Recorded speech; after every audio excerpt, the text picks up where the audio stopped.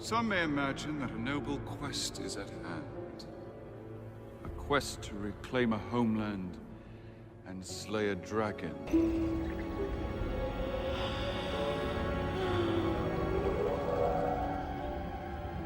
Welcome to my home. Enter freely of your own will and leave some of the happiness you bring. I understand that. There are gems in the mountain that I too desire. Would bestow upon you the right to rule.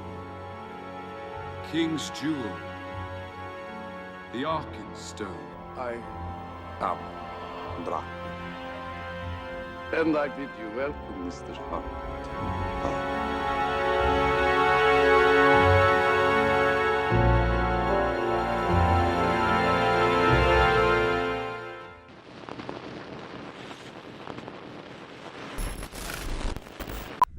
Fala pessoal, seja bem-vindo a mais um Perdidos no Tempo. Como vocês sabem, nós três temos o RPG, a paixão pelo RPG em comum, e a gente já estava há muito tempo querendo fazer esse programa. Um programa em que a gente vai discutir, a gente vai reacender uma velha discussão que existe no mundo de RPG, que é aquele RPG raiz, o RPG old school. Cheiro de naftalina subindo na tela. Ou então aquele RPG mais narrativo, com tramas, com histórias. Isso meio que divide a comunidade. E aí, como os perdidos gostam de fazer aquela viagem na história, senta que lá vai história, mas antes deixa seu comentário, deixa seu like, xinga a gente, mas interaja, meu caro. Começar a rolar os dados. Acho que começar é importante a gente falar que antes dessa discussão, tudo começa com o Dungeons & Dragons, e o Dungeons & Dragons, ele na sua essência, ali naquela transformação, né, para se tornar o RPG, ele é o Dungeon Crawler, que é aquele old school, que você vai ter um personagem passando por algum cenário, como era uma masmorra, e você vai ter números, né, vai ter tabelas, vai ter estatísticas, e você vai enfrentar outros desafios que vão ser números e vai ser rolagem de dados. Então, você explora um cenário, rola dado, coleta sua recompensa se você conseguir passar. Isso é o RPG old school na sua essência. Seria isso? Não esquecendo que você vai evoluindo o seu personagem com essas... que é a essência do RPG, né? Você Perfeito, vai evoluindo, você progredir de nível, né? Você vai evoluindo, né? E progredindo o seu personagem, aumentando os desafios e bom, assim, o RPG nasceu assim, né? Isso vai, tipo assim, o D&D vai com isso na década de 79, né? E ele vai... década de 70, e ele vai evoluindo, vai mudando, mas ele carrega consigo essa característica muito marcante. Eu acho que o contraponto, ele vai surgir, para a gente começar esse bate-papo, com a vinda do sistema Storyteller. Talvez até tenham tido outros elementos, sistemas com elementos narrativos, o próprio D&D ele dá uma incorporada, mas essa discrepância, ela surge com o Vampire no sistema Storyteller da White Wolf. Eu acho que, pelo menos na experiência brasileira, ou na nossa aqui, eu acho que foi mais ou menos isso. Porque, assim, o D&D, originalmente, ele já foi uma evolução do Wargame, né? Que era tipo uma evolução de um board game comum, né? Você tinha o board game, que evoluiu para uma coisa mais elaborada, que é o Wargame, que evoluiu para uma coisa mais elaborada, que era o RPG. Mas ele ainda tinha muito aquela essência do board game, né? Do cenário pronto, do andar com a sua miniatura ali e tal, de ter a sua estratégia do combate naquele cenário fixo. E não tinha muito espaço para interpretação. Mas assim, ainda assim, o D&D, né, fez um grande sucesso, começou o RPG e a partir daí começaram a surgir, primeiramente, os imitadores, né, e depois a galera foi começando a ousar ali, fazendo coisas diferentes.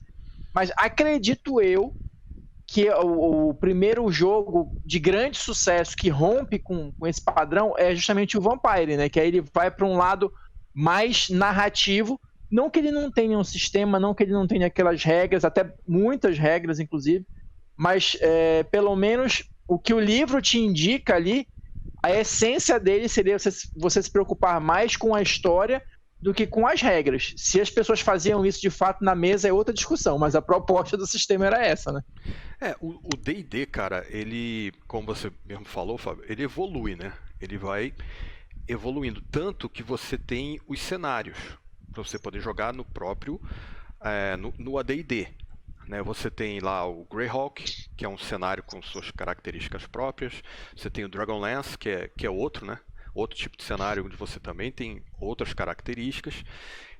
Você tem Forgotten Realms, né? Você tem Ravenloft, você tem Dark Sun, você tem Spelljammer, você tem uma série de cenários que esses cenários, para que eles foram criados? Justamente para você poder interpretar os seus personagens de forma diferente. Porém, o D&D, ele é muito enraizado nessa época, ele era muito enraizado ainda no Wargame, né? Naquele negócio do grid, do combate.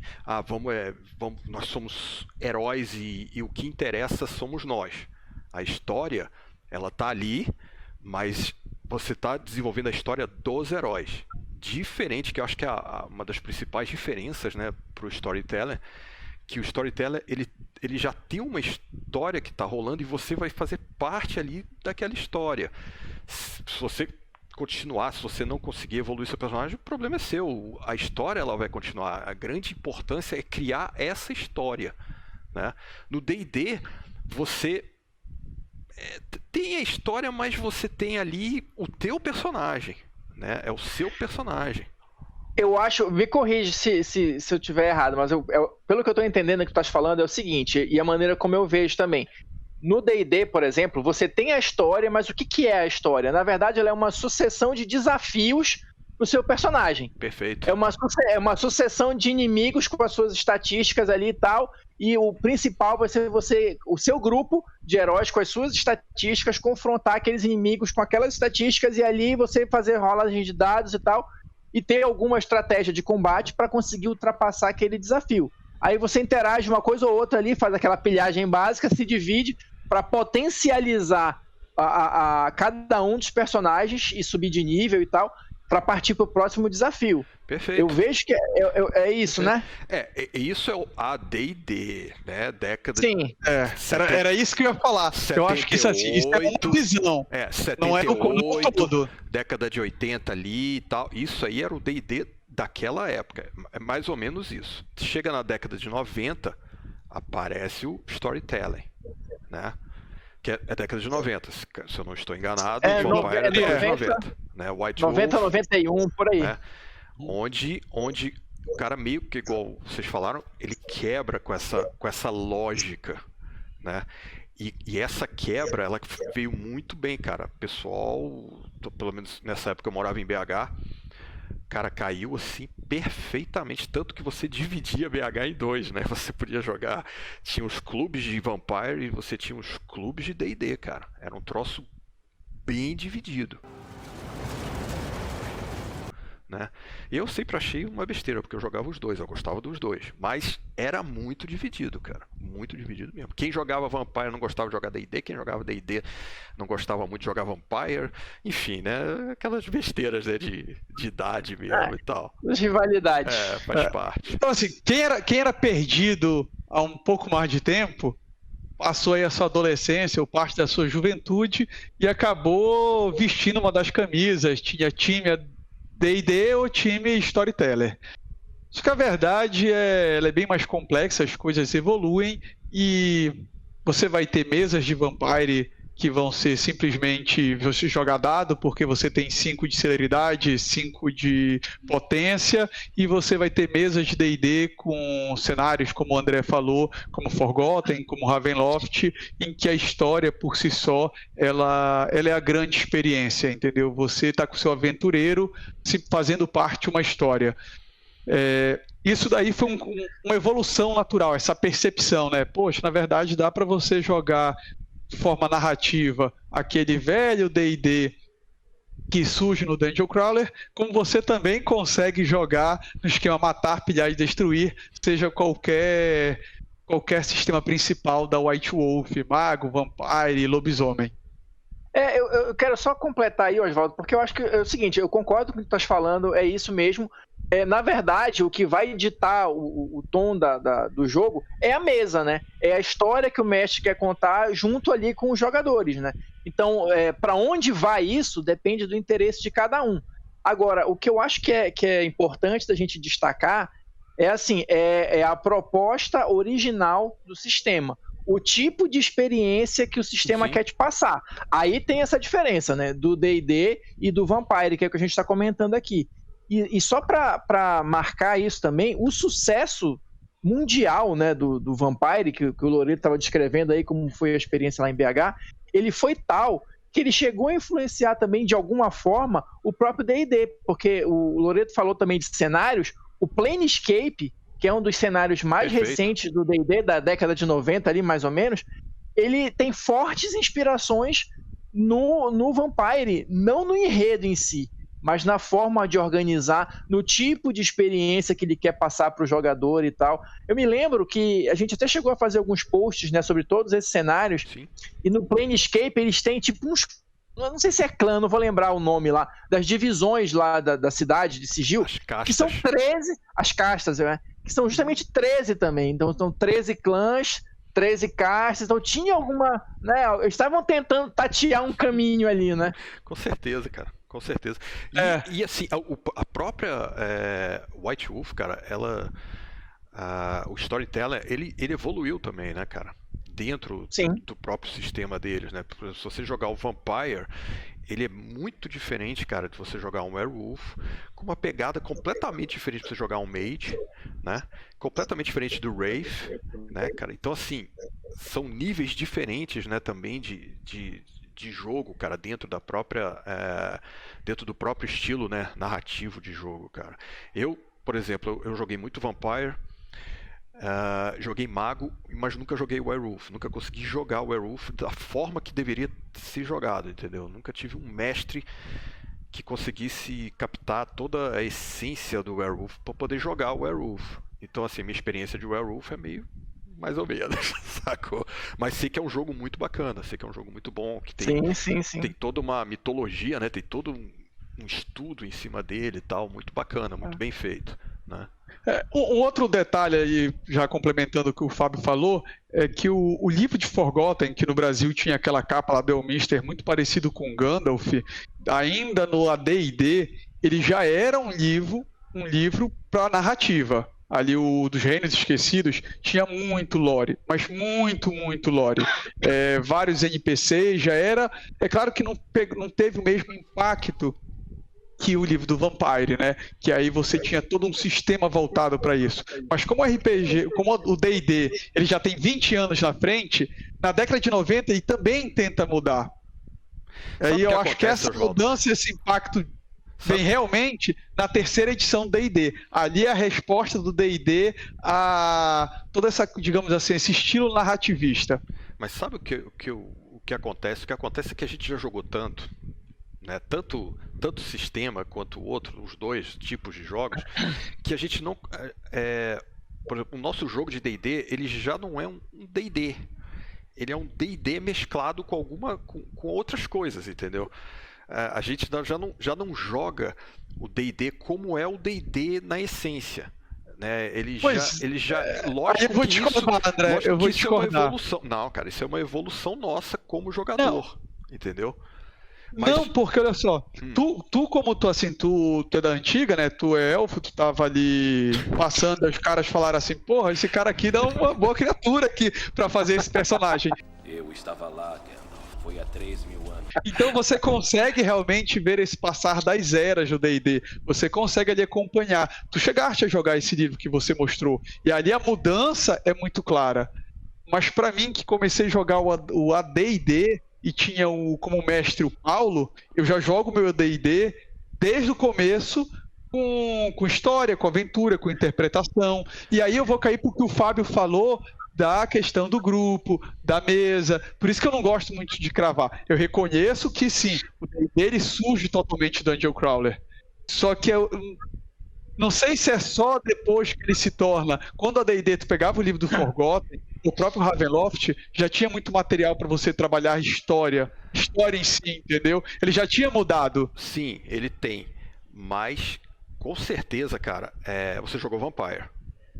Já, claro. Você jogou Vampire um bom Sim. tempo, né? Deve ter jogado um bom tempo aqui em Belém. Sim. Com certeza o teu jogo de D&D mudou, cara, depois que você jogou Vampire. Com certeza, bicho. Sim, André. É isso Mas eu que eu tô também vi dizendo, muita, entendeu? É isso mas que eu tô também falando. vi muita gente começando a jogar Vampire. Peraí, quanto de poder eu tenho? Pegava aqueles D10 assim, enchia a mão e. Sim, mas a gente vai cair naquilo que o Fábio falou. Isso é natural, porque o cara deve ter vindo Exato. do quê? Ele veio do quê? Ele veio do outro RPG, ele veio do que ele Não, conhecia. gente que tava conhecendo RPG, tava começando RPG ali. Muita gente tava começando ali com 12, 13, 14 anos. Seu primeiro RPG era o Vampire. E talvez seja do ser humano, assim, do menino, da gente começando. Eu quero poder, eu quero ganhar, eu quero jogar dado. Quanto mais dado, essa linha narrativa que o Vampire te propõe, para você absorver ela, você tem que estar com um nível de maturidade também preparado. Não é simplesmente porque o li o livro. O Vampire não é um Com jogo. 12, 13 anos, Vampire, bacana, eu já sei o que é o terror aqui. Não, tu vai assim, quanto tem de poder? Com esses dados aqui. Mas o Vampire, ele não é um jogo pro moleque de 12 anos. O moleque de 12 anos é pra jogar o D&D, Aventuras na Floresta. I came for something else. The Demogorgon! Isso aqui é mais divertido e tal. Não sei o que, matar o Goblin, matar o Orc. Eu vou matar cortar a luz. Dizer que o D&D foi um moleque de 12 anos, seu filho da mãe. Não, pô. Mas assim, é porque o D&D, ele tem mais características, o D&D é clássico, tá? Ele tem mais características de jogo mesmo. Dessa sensação de você ganhar, de você ter a missão clara e definida ali. Ah, eu vou invadir aquele castelo, vou matar o Senhor do Mal e tal, e não sei o que, e salvar a princesa. É muito mais claro isso. O Vampire, como tu falaste, é o primeiro que é um jogo de verdade, é um jogo adulto, né? Não é para adolescente estar jogando, ou não seria. Justamente para você ter a capacidade de entender os temas ali, saber usar aqueles temas com uma certa maturidade, que você também não tem com 18 anos, mas vamos lá, né? E extrair um outro tipo de jogo, onde, de repente, a sua missão não é tão clara assim, a sua missão pode ser simplesmente interagir ali com a comunidade da sua cidade e desenvolver as intrigas e tal, e conseguir um outro tipo de poder. Pelo menos eu vejo o vampiro assim. O poder no vampiro, rapidinho, só para concluir, é social, né? Aquele negócio da hierarquia social, do poder político, não é do poder físico. A essência do vampiro, para mim, é essa. Claro que cada um tem a sua visão, né? Não, eu não concordo, eu quero interromper esse programa aqui e não quero mais gravar com vocês. Eu estou sentindo uma treta! Mas olha só, deixa eu falar. Se não vou perder o fio. Eu acho que isso que você falou, ele talvez seja essa a definição. A gente vai chegar agora nesse ponto. Ambos são jogos que você pode ter um formato mais jogar dados ou um formato mais narrativos. O D&D o D&D ele carrega consigo, está no DNA do D&D, você tem uma missão, um objetivo definido. Ele carrega isso desde a sua essência, dessa questão de jogo, de board game mesmo. Qual é o meu objetivo aqui no jogo? O objetivo é salvar, é destruir, matar alguém. Mesmo que seja um mestre mais narrativo, vai ter um objetivo ali. Aí pego até o gancho do que o Loreto falou, nós somos heróis da aventura e a gente tem um propósito claro, tá certo? O Vampire é um jogo de interpretação. É isso, assim. O do Vampire é interpretação de papéis.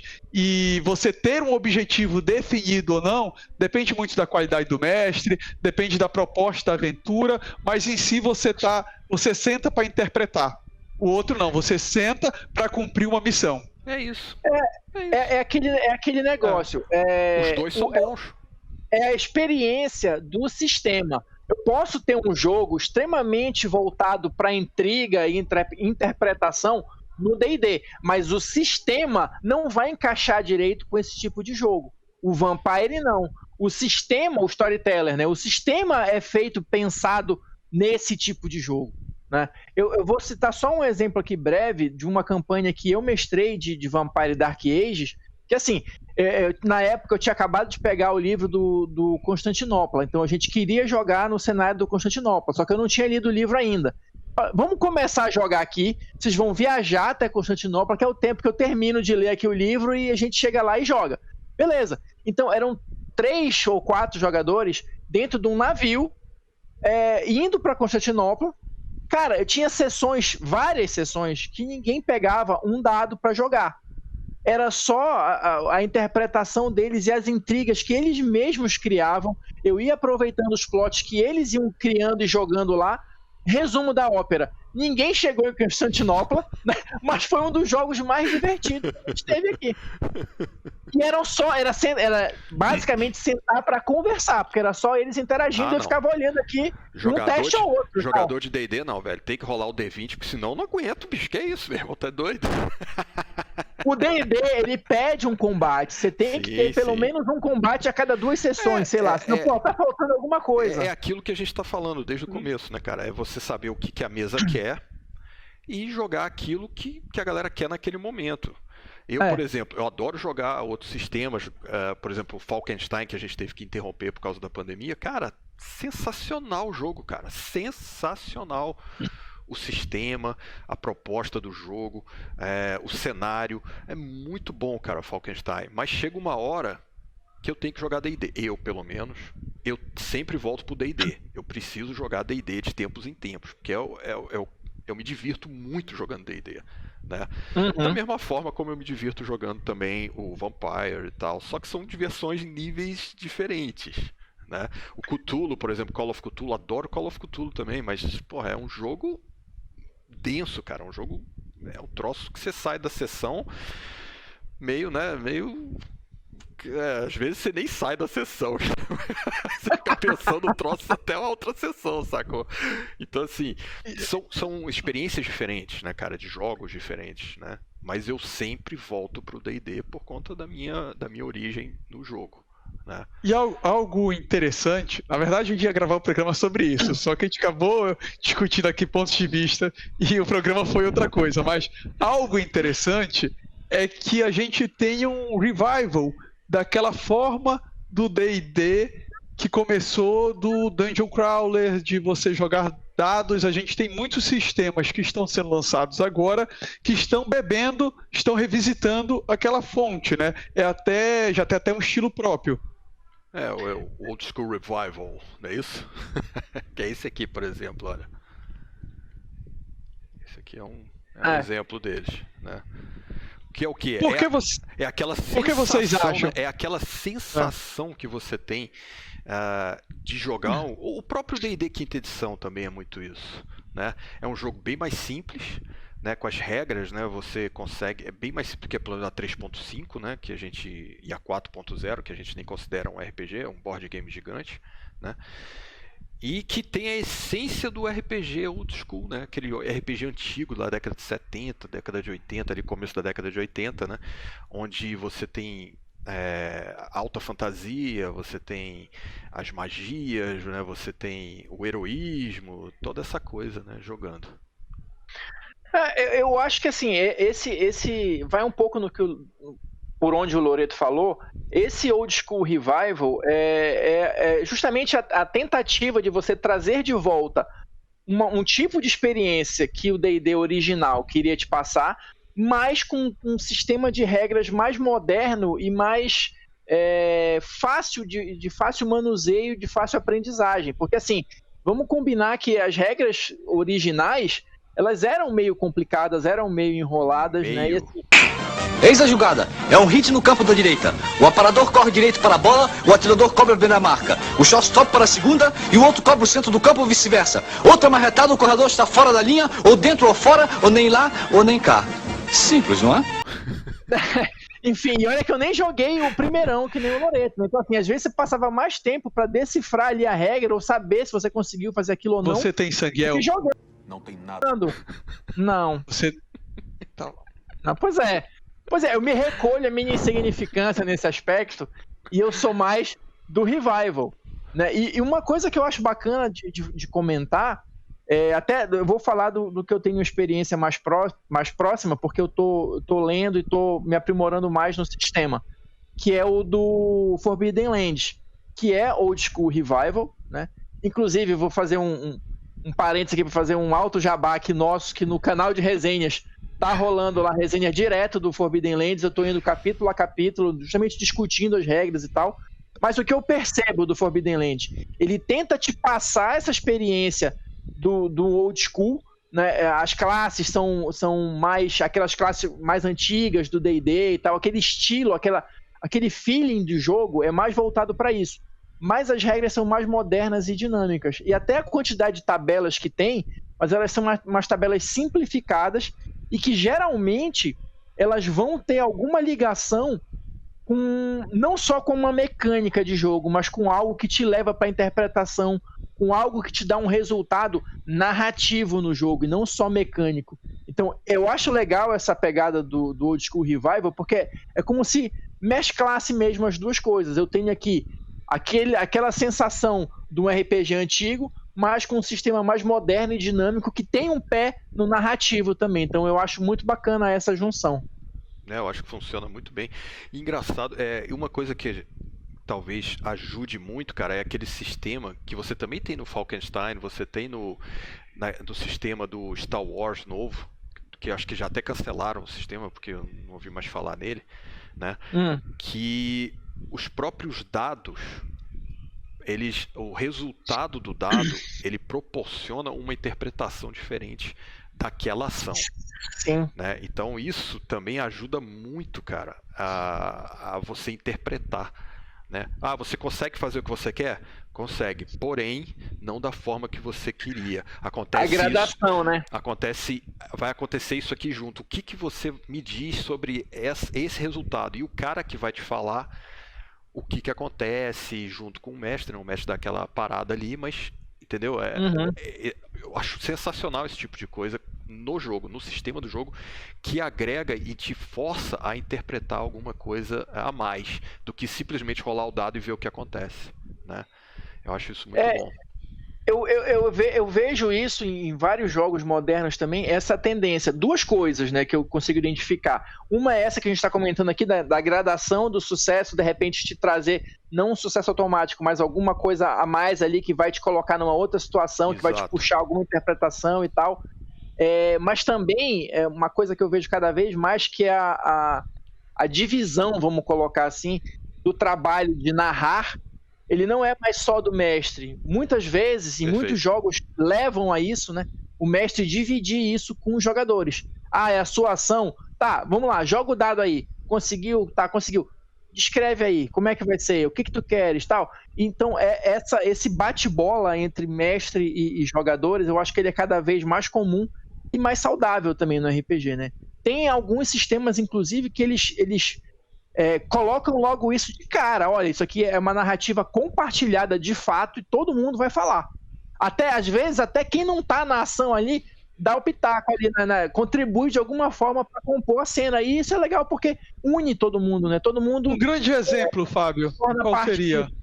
Um grande exemplo.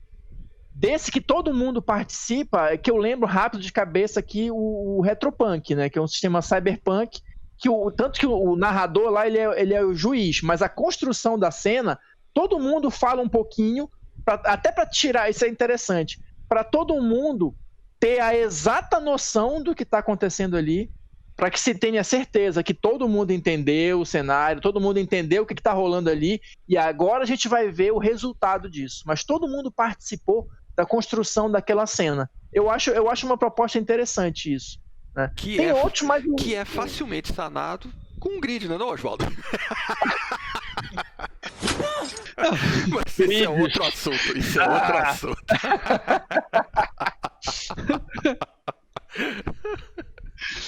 Pessoal, como vocês podem ver, então, no final houve uma fusão, né? Uma fusão que o D&D já tinha incorporado na quinta edição, por isso que a gente tem quinta edição do D&D, o Vampire flopou completamente.